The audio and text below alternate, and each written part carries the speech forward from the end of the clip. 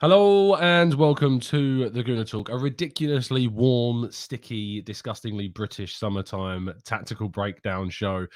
It's a joke. I'm sorry, but I know that people who live in other areas of the world, in much hotter countries, are looking at me thinking, "You wuss," but nah, this is not for me. It's not, especially when you're real as well. It doesn't. It's just I can't do it. But anyway, thank you for joining us. Hopefully, I am shaking off this illness now, and I'm still very much dedicated to bringing you all the Arsenal latest as quickly and as effectively as feasibly possible. Hope you're doing good and well. This is our tactical breakdown show, our show in which we look at the players that have been linked to Arsenal and break them down in a statistical and analytical way with the help of some expert insight. Today, we are talking about Fabio Vieira, the Porto attacking midfielder that will be joining Arsenal very, very soon indeed. One that certainly came out of the blue, and a type of signing that I imagine we'll be able to see a lot more of in the years to come under Mikel Arteta. Make sure, if you haven't done so already, to subscribe to the channel. We'll be doing these breakdowns on all of Arsenal's transfer targets. I'm looking to bring you more on Lisandro Martinez, the Ajax defender as well, that's been linked today. We'll be looking to do one on him very soon as well. Without further ado, let's crack on with today's show. Drop a like on the video if you haven't done so already. And we kick off, as always, with our expert insight. And when we have our links to a Portuguese player, there's only one man I like to go to with this, and it's a good friend of mine based in Lisbon, Jose Miguel. He's done a lot of writing on Portuguese football. He's a big Sporting fan as well, so there isn't any bias towards the Porto player at all. In fact, we're going to get a very objective take on Fabio Vieira. So make sure that you're tuned in, sit back, relax, and enjoy this expert insight from Jose Miguel. Hi guys, so a flash signing by Arsenal, signing Fabio Vieira, according to the Portuguese press and Fabrício Romano, by around 35 million euros, plus 5 million in bonuses, so a bit less in British pounds, but still a significant fee. I must say, I find it cheap, or at least reasonably adequate for a player of his quality. Fabio Vieira was maybe one of the most brilliant players this season in Portugal. He was essential for Porto to win the title this year, along with Pep maybe, but he was, I believe he was the most essential player this season for Porto to reach champions. He's a very skilled player technically. He's technically off the charts. He reads the game like few players do. He reminds me a bit of Martin Odegaard, but, you know, still not so intense and not so fast and not so strong physically. You will have to work on that. Maybe, I think those are maybe the not so brilliant aspects to Fabio Vieira, but he can work on that perfectly, and Arsenal will make him work on that. But Fabio is undoubtedly a brilliant player, so intelligent in reading the game. Technically very good. He finishes like no one. He has 39 matches this season, 7 goals and 16 assists. So these are fantastic numbers. 7 goals, I mean, not so bad, but not so good as well. But 16 assists, you don't see that every day in an ordinary player. So Arsenal signed no ordinary player. Arsenal just signed a brilliant player. He's so versatile. He plays preferably as an attacking midfielder, but he can play from the right. He can play as a second striker. He can play as a striker even. He can play as a center midfielder, a natural center midfielder. He can play on the left of the midfield. So he's quite versatile, and I think that will be so important because he's going to find some close competition in Arsenal with Smith Rowe, with Odegaard. And I do think he's so like those players, you know. He's so like Martin Odegaard. He's so like Smith Rowe. And I think his versatility will help him, you know, earn a spot quite from the beginning with Arteta. I think they're going to get the best out of him, and I think Arsenal just made one of the most brilliant signings they could make. Quite surprising for everyone, even in Portugal. I didn't know until Tom sent me a text asking me to do this video. So I've known for about 30 minutes. And I think Arsenal just made the perfect choice. And I think Arsenal is getting ready to make a killing season. A massive thank you to Jose for helping out. As always, Jose helped us out last summer, of course, with our Nuno Tavares tactical breakdown, you may remember.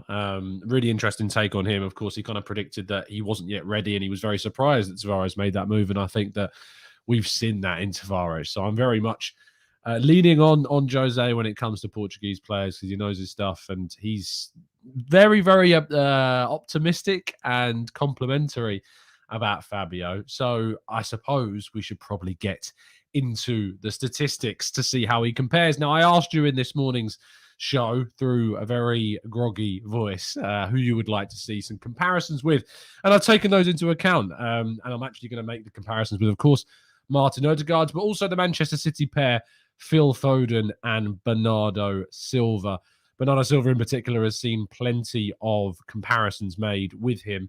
I was watching a good friend of mine, Rambo, FYI, if you don't follow him on TikTok, did an analysis of him, and he spoke specifically with Bernardo Silva as well. So there's your four. That's what we're going to look at. So without further ado, let's look at the heat map. So the first thing you notice about Bernardo Silva is that he plays on both sides of Manchester City. Now, whilst Fabio Vieira is very versatile, can play right, left, can play attacking midfield, he has played the majority of his games this season on the right-hand side, and very much in the same area as you can see that Martin Odegaard has played in this season. Interestingly so, Phil Foden, of course, playing more so on the left, but he's still quite deep. You still get a lot of tracking back. You get a lot of working into his own half, and we're going to look at some of the defensive statistics on that in a second. In terms of passing, he's not the most accurate in regards to the four on this list. Silva coming out the highest, Odegaard second highest, but he's a little bit more adventurous, as you're about to see with his passes. Looking at passing into the final third, he attempts the most amongst any on this list, despite not being the most accurate. Again, just 70.2% accuracy with those passes into the final third. He comes out with nearly 7 passes into the final third per game. Very progressive, very forward-thinking. That's what he wants to see done. And again, it's similar when it comes to the passes into the box. 5.59 passes into the box per game. That's an incredibly frequent. I mean, Odegaard is seen as one of the most frequent kind of creators and chance creators in the box. Fabio Vieira coming out even higher with 5.59. Moving into the progressive runs section of this, how much he moves on the ball, comes out slightly higher than that of Odegaard, not yet in the same kind of level as Bernardo Silva at 3.45. He's been tasked with doing that a lot more since being under Pep Guardiola. But Fabio Vieira certainly can work the ball with his feet, likes the quick play, quick movement, takes the ball, turns, plays it, sees the space, sees the runners, rather than necessarily running at the opposition more so than what you see with Bernardo Silva. Shooting comes out as a high shot taker, 66, only bested by Phil Foden. This is not per 90. That would be pretty crazy, but across the whole of last season, 66 shots. 28.8 of them on target. He's not afraid to take them from range, and he has scored a couple from outside the box. But as you can see from the spread, because he does like to take from outside the box, his accuracy of his shooting is certainly an area that does need to improve. Odegaard, however, what's interesting about him at 40% shot accuracy is like Fabio Vieira, he actually takes quite a few of his shots from outside and gets them on target. Has scored a couple, of course, from outside the box as well. Looking at the defensive side of their game, and I think it's important to look at attacking midfielders and their defensive kind of abilities, because Arteta looks for these aspects in players across the field. 4.43 defensive duels attempted per game, winning only less than that of Bernardo Silva, 57.9%. For Fabio, 66.1% for Bernardo Silva, and besting that of Odegaard and Foden. Aerial duels, he actually wins the most of all of these and attempts more than anyone bar Foden, 43.3%. You never know. You could see him popping up in the box if we put a couple of crosses in there for him to try and get involved. I doubt it, but he's got that part of his game that maybe is a little bit more hidden. In terms of interceptions, he comes out quite well, 1.9, ever so slightly more than that of Martin Odegaard. Nowhere near as that high, though, as Bernardo Silva, but coming out better than Foden in this area.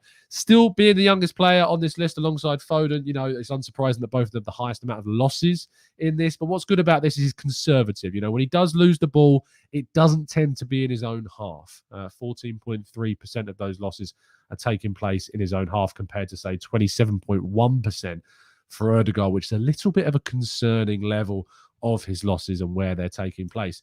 And then when it comes to his recoveries, I think this is a part of his game that Arteta is sure to really like. 70.9% of his recoveries are taking place in the opposition's half of the field, showing he really wants to kind of take hold of that opportunity and the initiative to win the ball back, turn over possession as early as possible.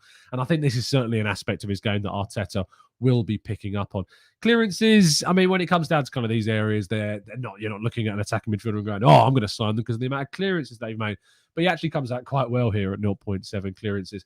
Fouls, though, he does make a fair few more fouls than the others on this list. Possibly that's because he's got that aggression about his game that perhaps Arteta will like. But 1.53, I think he might need to keep that a little bit more in check. And that completes all of the statistics. So we're going to jump into the chat box for the last 5 minutes of today's show, if I can last that long, because I can already feel my voice going a little bit. So we'll go through some of your comments and your questions and see how you feel in just a short break.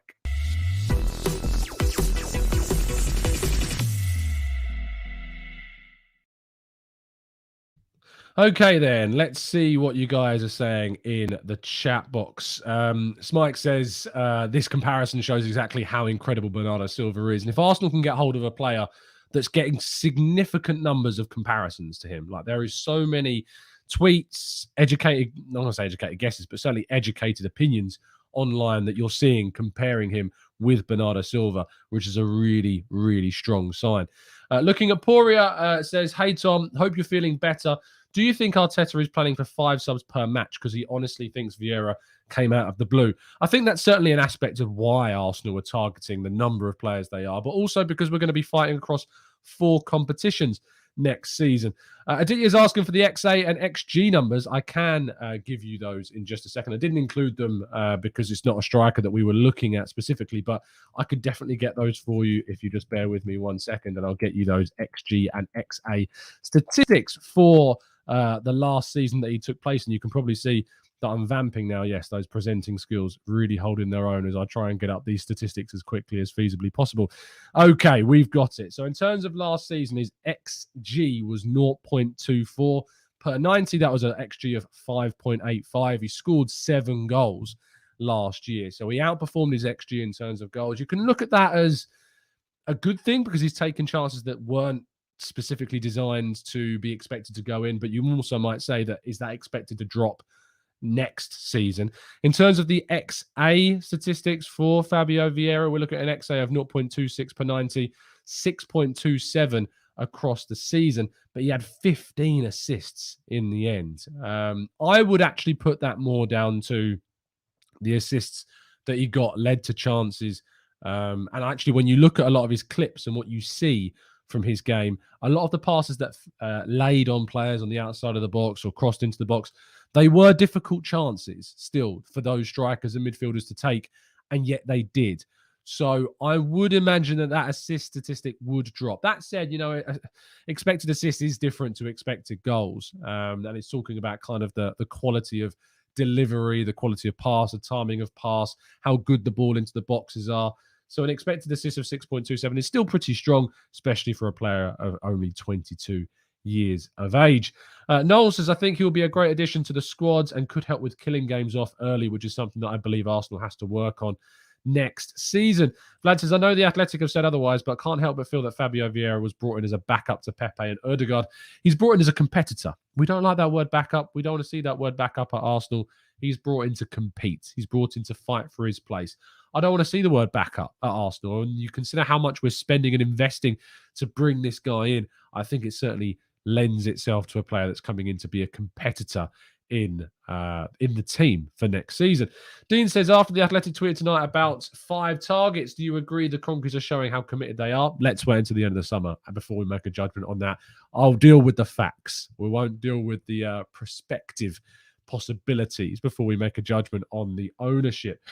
Mohammed says, how many games did he play at 8 with Porto? It's a good question in terms of how many games he's playing in certain positions on the field. Now, when you look at these statistics, it gets a little bit tricky because if you go into Transfermarkt, for instance, what it will do is it will tell you how many games he started in certain positions. Now, it tells you that he started 1 game at centre mid, 16 games at attacking mid, 13 games at second striker, 2 games on the right, 4 games on the left. But actually, what's really good about Y-Scout, and in fact, I'll share my screen with you guys so you can see it. gradually feel the beads of sweat falling down my head right now. It's ridiculously hot here in the UK right now. Let me share my screen with you guys so you can see it. I'm hoping this is the right one. It is indeed. Let's have a look at his positioning. So 2,174 minutes played. If we have a quick look at his position in this kind of attacking area, he spent 545. So when you think back to how many that was, you're looking at about a quarter of his time is spent in that attacking area of the pitch. In terms of the right-hand side, didn't spend that much time there whatsoever. And if we move back into the attacking midfield position, again, most of his time was spent playing in that attacking midfield role. Nearly half of his time was spent there. If we look at the left midfield possession, let's get rid of that quickly. If we have the left-hand side of the field, not much at all. So, yeah, it's a big mix, I think we can expect. Apologies, I am going to wrap things up here because I'm going to see it losing already. Drop a like on the video, subscribe if you're new, and as always, up the Arsenal.